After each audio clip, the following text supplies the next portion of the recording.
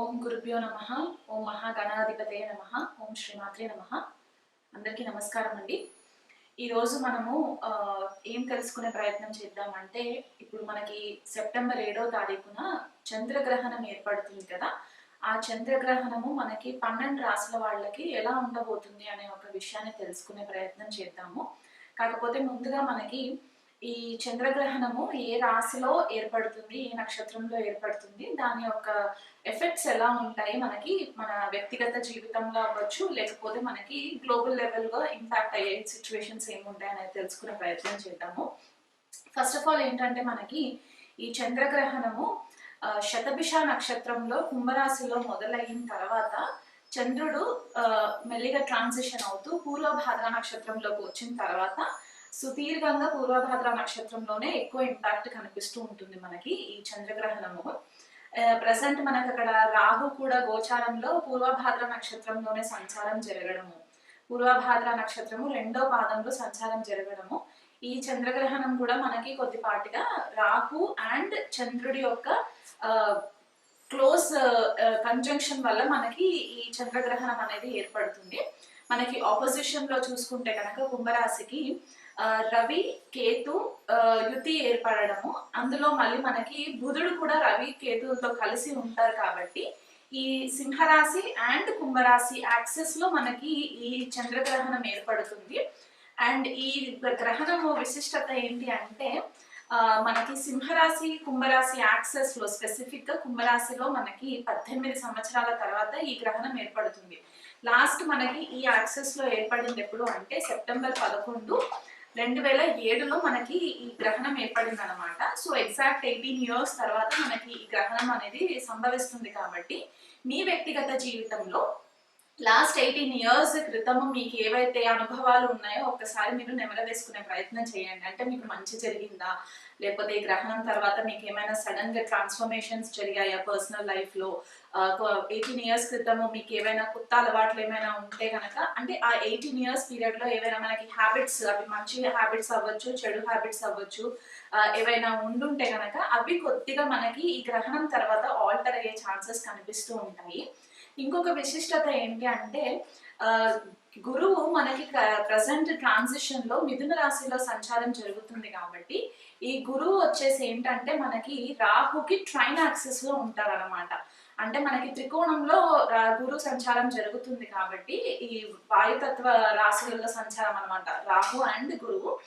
And ఇప్పుడు ఈ గ్రహణం ఏర్పడే టైంకి మనకి రాహు కేతువు 24 degrees సంచారంలో ఉన్నప్పుడు గురువు కూడా 24 degrees లోనే ఉంటారు కాబట్టి గురువు యొక్క ఆస్పెక్ట్ రాహు పైన పడుతుంది కాబట్టి కొద్దిపాటిగా ఈ గ్రహణం వల్ల మనకి చాలా మందికి కూడా చాలా రకాలుగా ఆధ్యాత్మిక చింతన పెరగడానికి ఛాన్సెస్ కనిపిస్తుంటాయి. అండ్ ఇంకొకటి ఏంటంటే గ్లోబల్ లెవెల్లో కూడా మనకి సడన్ కన్ఫ్యూషన్, ఇట్లాంటి డెసిషన్స్ కన్ఫ్యూషన్ మోడ్ లో ఉండి డెసిషన్స్ తీసుకునే దానికంటే కూడా ఒక గురు రూపేణ మనము వాళ్ళ యొక్క సలహాలు పాటించి మనం తీసుకోవడానికి ఈ గురువు యొక్క బ్లెస్సింగ్స్ కూడా మనకి ఈ గ్రహణ సమయంలో మనకి ఏర్పడుతుంది. కాబట్టి వీలైనంత మట్టుకు మనము ఈ చంద్రగ్రహణ ఫలితాలని మన వ్యక్తిగత జీవితాన్ని ఉద్ధరించుకునే ప్రయత్నం చేసినట్లయితే కనుక బాగుంటుందనేసి ఈ క్యాలిక్యులేషన్స్ లో కనిపిస్తూ ఉందన్నమాట.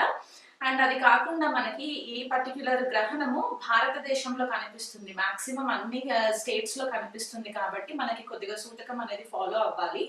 అండ్ మనకి వెస్టర్న్ కంట్రీస్ కి చూసుకుంటే కనుక యుఎస్ లో కనిపించదు, యూరోప్ లో కనిపిస్తుంది, మిడిల్ ఈస్ట్ లో కొన్ని కంట్రీస్ లో, మిడిల్ ఈస్ట్ ప్లేసెస్ లో కొన్ని ప్లేసెస్ లో కనిపిస్తుంది, ఏషియాలో కూడా మొత్తం ఏషియన్ రీజన్ లో కనిపిస్తుంది. కాబట్టి ఈ పర్టిక్యులర్ ప్లేసెస్ లో మన భారతీయులు ఎవరైతే ఉండి జనరల్ గా మనము ఈ జ్యోతిష్యం ఎవరైతే ఎక్కువ ఫాలో అవుతూ ఉంటారో వాళ్ళు కొద్దిగా నియమాలు పాటించినట్లయితే బాగుంటుంది. ఈ చంద్రగ్రహణము జనరల్ గా మనకి ఏమవుతుందంటే మన మానసిక స్థితిని కొద్దిగా డిస్టర్బ్ చేస్తుంది అనమాట. ఎందుకంటే రాహు తోటి మనకి గ్రహణం ఏర్పడుతుంది కాబట్టి రాహు గ్రస్త చంద్రగ్రహణం కాబట్టి ఇక్కడ ఏమవుతుందంటే జనరల్ గా మనకి రాహు వచ్చేసి ఒక మాయాగ్రహం అని చెప్పి మనం ఎప్పుడు చెప్పుకుంటూ ఉంటాం కాబట్టి ఒక ఇల్యూషన్ లో పెడుతూ ఉంటుంది అనమాట.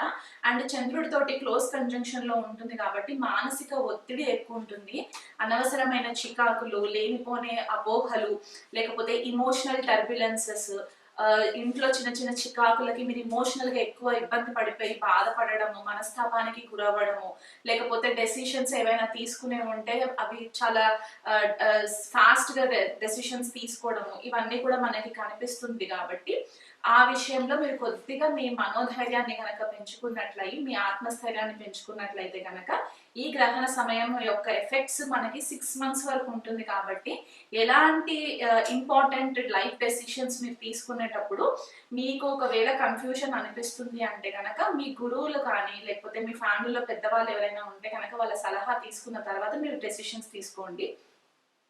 ఓకేనా? కంటిన్యూషన్.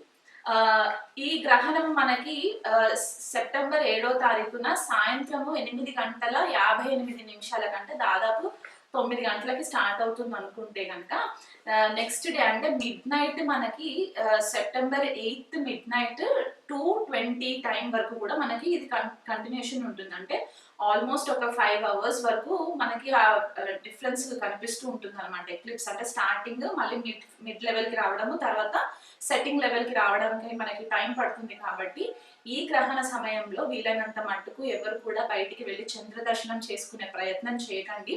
మీరు ఇంకా మానసికంగా స్ట్రాంగ్ అవ్వడానికి, మెంటల్ స్టెబిలిటీ రావడానికి ఈ చంద్రగ్రహణం టైంలో మీ ఇష్టదేవత మంత్రం ఏదైనా సరే మీకంటూ ఒకవేళ గురువు రూపేణ మీకు మంత్రం ఉపదేశం ఉంటే కనుక ఆ మంత్ర చాంటింగ్ చేసుకుంటూ ఉండండి.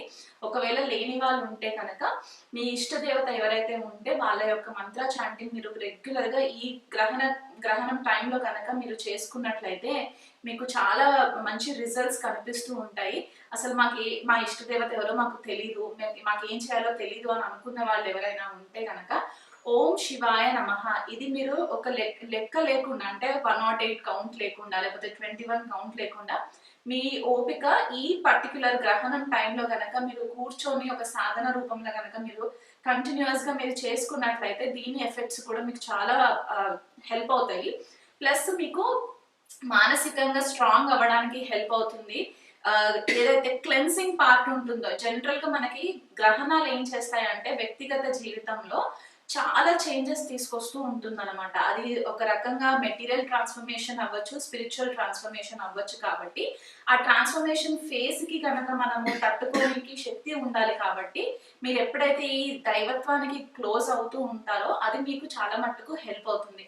మాకు ఏ మంత్రాలు రావు అనుకుంటే సింపుల్ గా లలిత సహస్రనామం కూడా మీరు చాంటింగ్ చేసుకున్నా కూడా ఇబ్బంది లేదు. ఎందుకంటే పౌర్ణమి టైంలో చంద్రగ్రహణం ఏర్పడుతుంది కాబట్టి సాక్షాత్ లలితా పరమేశ్వరినే మనము పౌర్ణమి చంద్రుడిలో చూస్తూ ఉంటాం. కాబట్టి అమ్మవారి నామం తీసుకునైనా సరే మీరు సహస్రనామాలు చేసుకోవచ్చు. లేకపోతే సహస్రనామంలో ఏదైనా ఒక నామం మీరు కనెక్ట్ అవుతే కనుక ఆ నామంని కూడా మీరు కంటిన్యూగా జపం చేసుకోండి. ఈ టైం ఏదైతే నేను చెప్పానో ఆ టైంకి వీలైనంత మట్టుకు మౌనం పాటించండి. గ్రహణం టైంలో మౌనం పాటించండి. గ్రహణం అయిపోయిన తర్వాత కూడా మీకు కొన్నిసార్లు ఏమవుతుందంటే కొన్ని స్పెసిఫిక్ రాశిస్ ఉన్నాయి, అవి నేను చెప్తూ వెళ్తాను.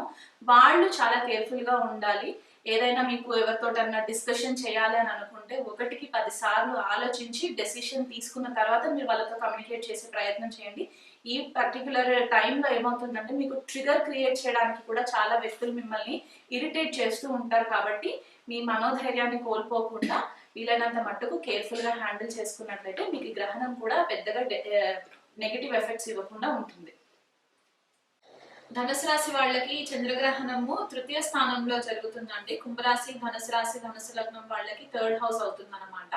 సో ఈ చంద్రరాహువుల యుతి వీళ్ళకి 3rd హౌస్ లో జరగడము అంటే మనకి సహజ భావం అని చెప్పేసి అంటూ ఉంటాం అనమాట. సిబ్లింగ్స్ కి సంబంధించి, కోబాన్స్ కి సంబంధించి అంటే మన తోబుట్టువులు ఎవరైతే ఉంటారో ఆ భావం మనకి అక్కడ నుంచి మన పరాక్రమ స్థానం కూడా చెప్తూ ఉంటాము ఈ పర్టికులర్ 3rd హౌస్ ని.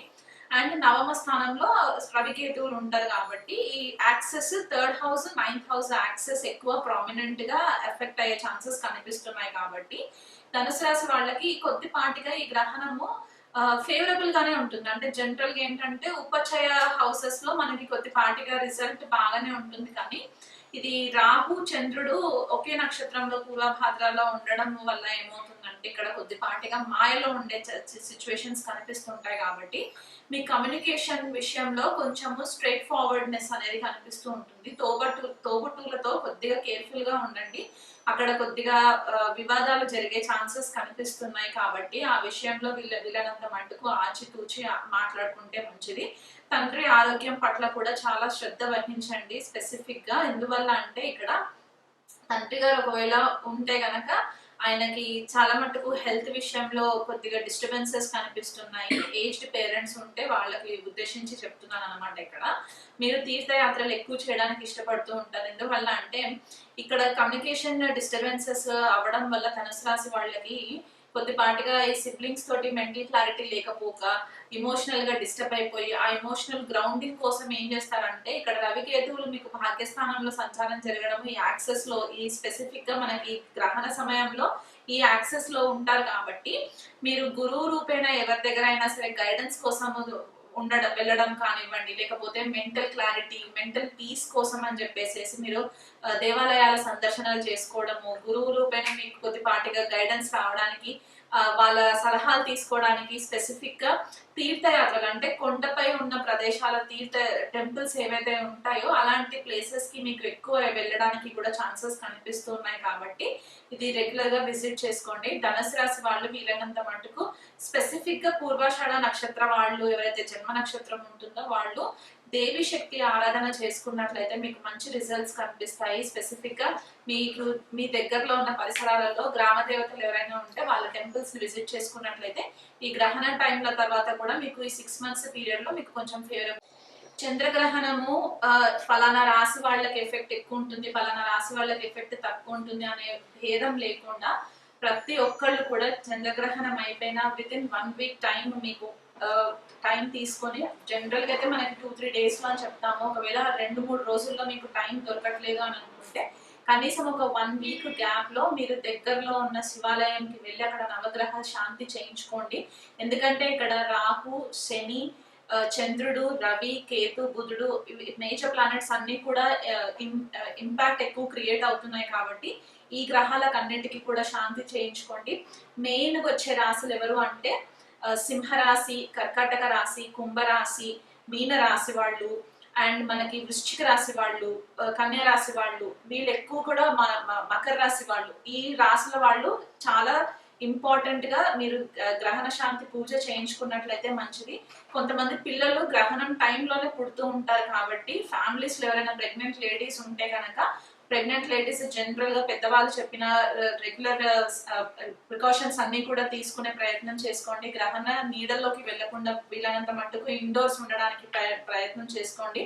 గ్రహణం టైంలో ఎవరైనా పిల్లలు కనుక పుడితే దగ్గరలో ఉన్న ఆస్ట్రాలజర్స్ తో కానివ్వండి, లేకపోతే మమ్మల్ని కాంటాక్ట్ అయినా సరే జన్మజాతకం తీసుకున్నప్పుడు మనము గ్రహణ శాంతి పూజ కూడా మనం చేయించుకోవడం చాలా ఇంపార్టెంట్ అయిపోతుంది. అది 21 days లోపల మీరు పూజ చేయించుకోవాలి. దీని ఎఫెక్ట్స్ మనకి చాలా ఫ్యూచర్ లో ఎక్కువ పిల్లల పైన ఎఫెక్ట్ పడే ఛాన్సెస్ ఉంటాయి. కాబట్టి ఈ స్పెసిఫిక్ గా ఈ పాయింట్ చెప్పడం అనేది జరుగుతుంది. టెంపుల్ కి మాత్రం విజిట్ అవ్వండి. గ్రహణం టైంలో స్పెసిఫిక్ గా మీకు మనోబలం పెరగడానికి, మానసిక ఒత్తిడి తగ్గి మనోస్థైర్యం పెరగడానికి ఓం శివాయ నమః అనే మంత్రాన్ని రెగ్యులర్ గా చాంటింగ్ చేసుకోండి. ఆ గ్రహణం టైం అంతా కూడా నేను ఇంట్రొడక్షన్ లో చెప్పాను. అది కాకుండా మీరు మీ ఇష్ట దేవత మంత్రం ఏదైనా ఉంటే ఆ మంత్రం పారాయణం చేసుకోండి. లలిత సహస్రనామం చేసుకునే వాళ్ళు ఉంటే లలిత సహస్రనామం చేసుకోండి. అమ్మవారి నామం ఓం శ్రీమాత్రే నమః అనేది 108 times చేసుకున్నా సరిపోతుంది. లేదా లెక్క లేకుండా మీకు గ్రహణం అంతా కూడా ఒక 4 hours నేను కూర్చొని చేసుకుంటాను అనుకుంటే గనక మీరు అలా ధ్యానంలో ఉన్నా కూడా మీకు చాలా మట్టుకు మెంటల్ రిలీఫ్ ఇస్తుంది. ఒక ప్రొటెక్టివ్ ఆరా మీకు ఏర్పడడానికి ఛాన్సెస్ ఉంటాయి. కాబట్టి ఇవన్నీ కూడా చేసుకునే ప్రయత్నం చేసుకోండి. ఎవరితో ఎక్కువ డిస్కషన్స్ లోకి వెళ్ళకండి. మీకు ఎవరైనా టాక్సిక్ మనుషులు ఉన్నారు మీ చుట్టుపక్కల అనుకుంటే కనుక వీలైనంత మట్టుకు వాళ్ళ కాల్స్, వాళ్ళ టెక్స్ట్ మెసేజెస్ అవాయిడ్ చేసేసి మీ ధ్యానం పైన మీరు ఎక్కువ ఫోకస్ చేసి మీ సాధన బలం పెంచుకునే ప్రయత్నం చేసుకున్నట్లయితే ఎటువంటి ఆర్గ్యుమెంట్స్ లేకుండా ఈ గ్రహణం యొక్క ఎఫెక్ట్స్ నుంచి మీకు బయటపడడానికి చాలా మంచి సోర్సెస్ కనిపించే ఛాన్సెస్ ఉన్నాయి. కాబట్టి మొత్తం ప్రపంచ శాంతి అంతా కూడా మన పైన భారం ఉంటుంది. కాబట్టి సూక్ష్మంలో మోక్షం లాగా మీరు ప్రే చేసుకునేటప్పుడు ప్రపంచంలో ఉన్న వాళ్ళందరూ కూడా బాగుండాలని చెప్పి మనస్ఫూర్తిగా మీ దైవారాధన చేసుకోండి. నమస్తే.